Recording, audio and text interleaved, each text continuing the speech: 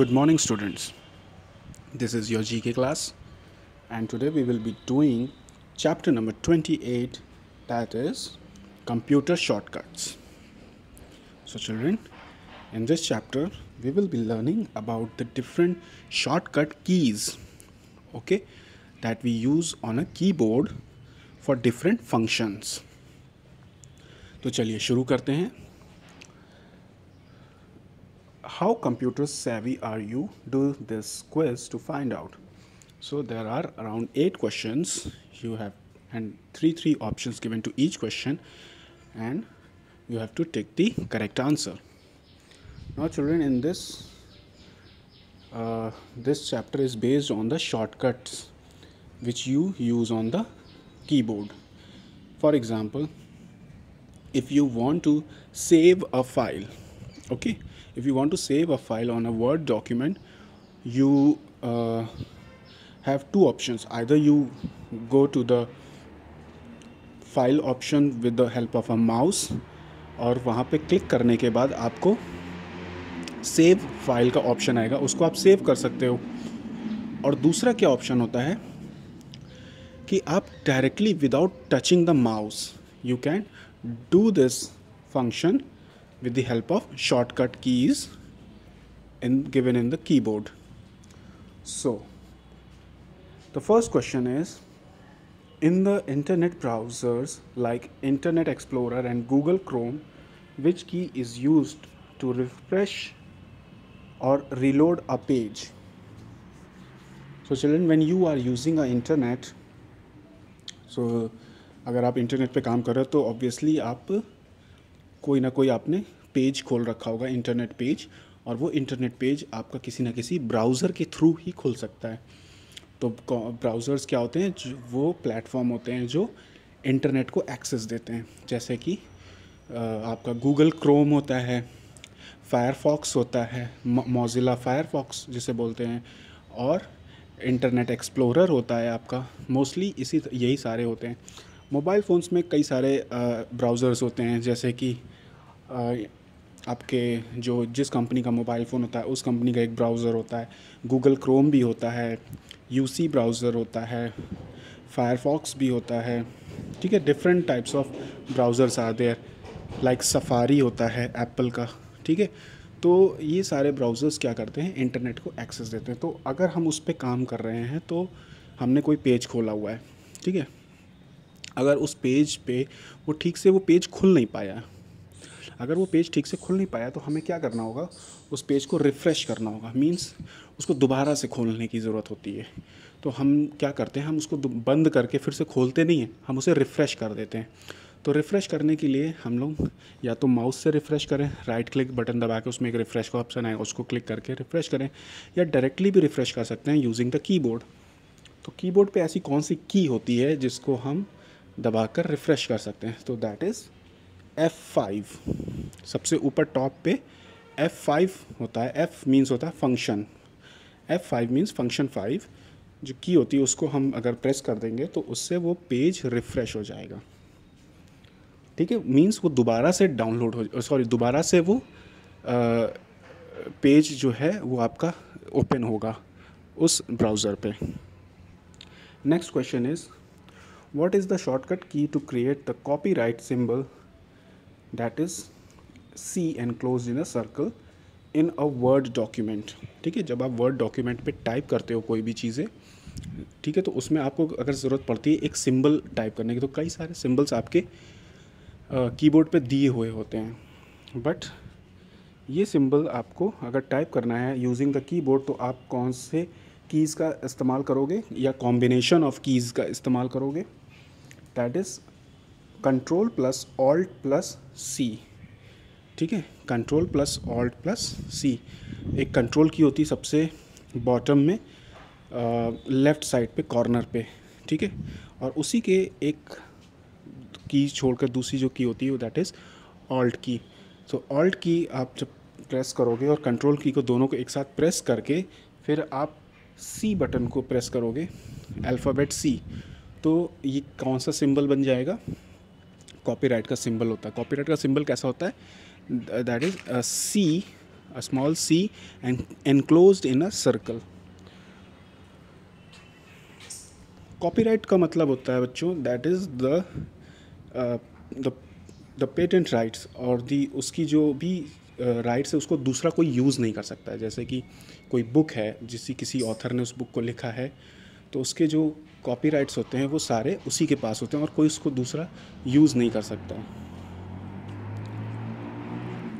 वो इसलिए हम लोग उसका सिंबल यूज़ करते हैं कॉपीराइट का C. Now next one is, what is the shortcut key to change the selected text to italic type? So italic type means this is the type of writing. ठीक है, आपको straight आप जब word document पे type करते हो तो वो कई सारी डिज़ाइंस में टाइपिंग हो सकती है, तो उसमें से एक डिज़ाइन है आइटैलिक। तो आपकी वो आइटैलिक्स क्या हो जाती हैं, वो थोड़ी सी स्लांट हो जाती हैं। स्लांट मीन्स फॉरवर्ड की मतलब फॉरवर्ड बेंड होती, मतलब हल्की सी झुकी हुई होती है आगे की तरफ। स्लांट जैसे स्लैश होता है, ठीक है, स्लैश होता है, वैसे ही आइटैलिक्स भी सारी पूरी राइटिंग जो आपने लिखी वो पूरी की पूरी राइटिंग आइटैलिक्स फ़ॉन्ट में चेंज हो जाएगी। तो उसको डायरेक्ट चेंज करने का तरीका है Ctrl+I। अगर आप प्रेस करते हो कंट्रोल की प्लस I बटन, तो उससे क्या हो जाएगा, आपकी सारी जो भी आपने टाइप किया है टेक्स्ट वो सब आइटैलिक्स में चेंज हो जाएगा। लेकिन ऐसे ही नहीं चेंज हो जाएगा, आपको जितना टेक्स्ट आपको जो भी आपने लिखा उसको जितना भी चेंज करना है उसको सेलेक्ट करना पड़ेगा। ठीक है, तो उसको सेलेक्ट करने के भी कई तरीके हैं। माउस से भी सेलेक्ट कर सकते हैं और एरो की से भी सेलेक्ट कर सकते हैं। तो वो एरो की से सेलेक्ट करके जितना भी आप सेलेक्ट करोगे सिर्फ वही चेंज होगा, और जो सेलेक्ट नहीं किया वो चेंज नहीं होगा। So next one is, what is the shortcut key to create a new document? A new document means this is, you can say, if you are doing work on a Microsoft Word. अगर आप word पे काम कर रहे हैं तो एक file पे आपने काम किया, एक पेज पे आपने काम किया, उसके बाद आपको दूसरी एक फ़ाइल बनानी है, तो you need to open a new document. तो उसके लिए आपको क्या करना पड़ेगा, Ctrl+N। Ctrl+N को अगर आप प्रेस करेंगे, Ctrl+N मीन्स कंट्रोल की, उसके साथ साथ आपको N अल्फ़ाबेट वाली की भी प्रेस करनी पड़ेगी। तो जब ये दो की आप साथ में प्रेस करेंगे तो आपका एक न्यू पेज खुल जाएगा, न्यू डॉक्यूमेंट खुल जाएगा। ठीक है, now next one is, what shortcut key is use to open the history bar in a new tab. ठीक है, history bar in a new tab मतलब जैसे कि आप इंटरनेट पे काम कर रहे हैं, मीन्स ब्राउज़र पे काम कर रहे हैं। फॉर एग्जांपल आप किसी ब्राउज़र पे काम कर रहे हैं, ठीक है, ब्राउज़र मीन्स गूगल क्रोम पे।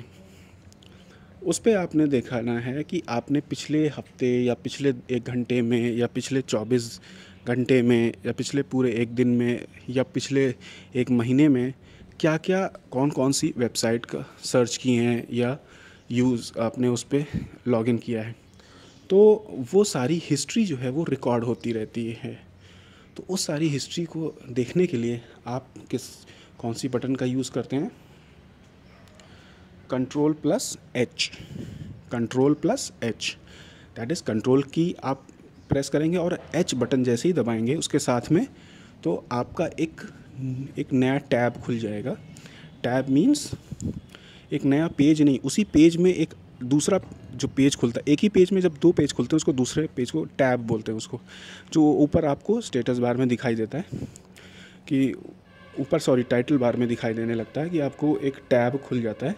उस टैब में आपकी पूरी हिस्ट्री दिखेगी कि उसमें आपने क्या क्या वेबसाइट्स खोली थी, और उस सारी वेबसाइट्स की आपको लिंक शो होगी। ठीक है, लिंक मीन्स जो भी वेबसाइट की जो लिंक होती है .com .co.in या .in, ठीक है, ये जितनी भी सारी वेबसाइट्स होती हैं उनकी सारी लिंक्स गिवन होंगी आपको वहाँ पे। उसके बाद नेक्स्ट क्वेश्चन आते हैं, which key is used to rename a file और अ फोल्डर।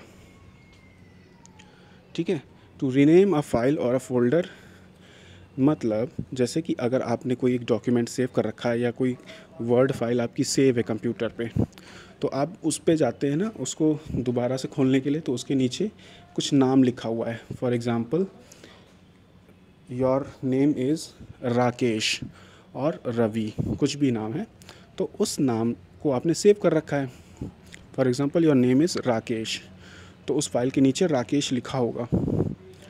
उसको अगर आपको चेंज करके रवि लिखना है तो उस पर आप लोग क्या करते हैं, माउस को ले जाते हैं और एक बार क्लिक करते हैं तो वो सेलेक्ट हो जाती, और जब दोबारा क्लिक करते हैं उस पर तो वो